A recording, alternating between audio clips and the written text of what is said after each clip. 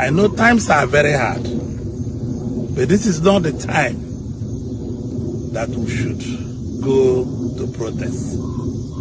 Going on protest now, well, it might be beneficiary for democracy, but it will not be expedient for our economic development.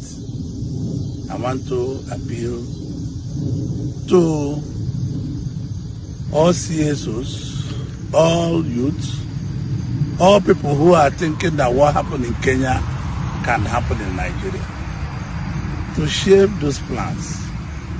Give President Tinubu a little more time. It's too early to judge what he's doing. There's no president that will be elected by any country.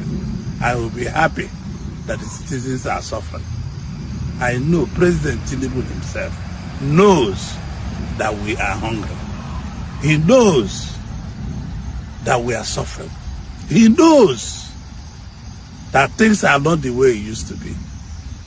And I'm sure and I'm convinced that he's working on it.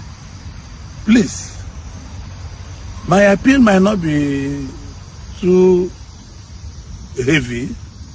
My appeal is just to youths, the CSOs, the NLCs, the TUCs, and all the unions, not to damage our present infrastructure. Replacement is very heavy. This is 2024. The oil money is not running as it used to be. And I repeatedly told you people this when you wanted to go on strike sometime in 2020, 2021, that Buhari is not the owner of this country. Today, Buhari is in Daura. Like Tinubu is not the owner of this country. In some years, latest 8 years, Tinubu will also be back in Lagos. And the country is my country, is your country, it's our country. Please, let's give him some time. In the press conference I heard in Ibe, I said people should give him about 2 to 3 years. It's difficult what have gone wrong in this economy to be resolved in few days. People like me have built businesses and suffered in this economy. Suffered losses caused by apparatus of government.